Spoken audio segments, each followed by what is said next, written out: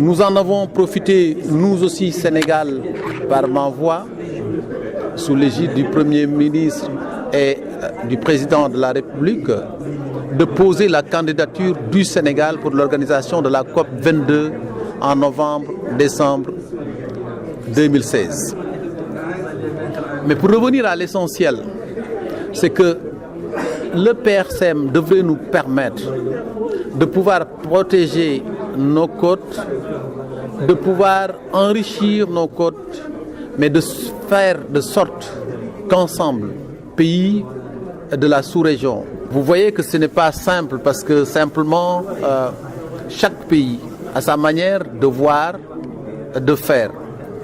En ce qui nous concerne, nous Sénégalais, nous avons une loi sur le littoral qui est aujourd'hui sur la table du secrétariat général du gouvernement et qui devrait être bientôt examinée en Conseil des ministres, transmis au niveau de l'Assemblée.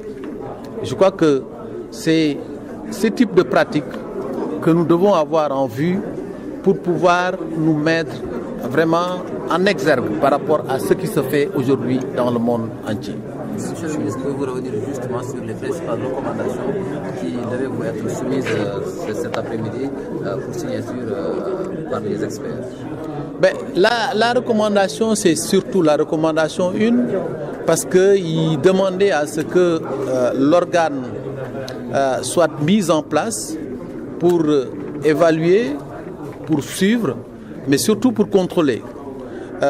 Mais aussi, ce que vous avez vous-même compris, c'est que les États sont souverains et que le point qui a plus attiré l'attention de tout le monde et sur lequel il faudrait revenir, c'est que le PRCM puisse être vraiment une plage commune à l'ensemble des 7 États pour avoir une politique d'émancipation par rapport à la protection, mais la mise en œuvre, elle est toujours du domaine des États.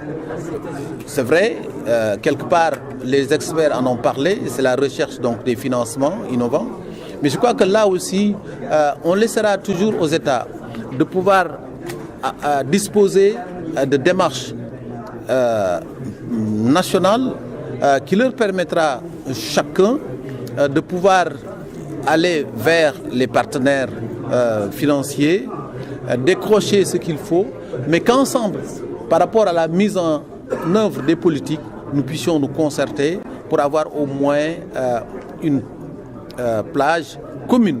Mais surtout, c'est d'éviter les redondances, parce que très souvent, il y a des erreurs qui sont commises ailleurs et qu'on reprenne. C'est-à-dire la concertation va nous permettre de ne pas perdre du temps, mais d'aller juste vers l'essentiel. Un des thèmes également, c'était le maintien et surtout la promotion de la paix au niveau de la sous-région.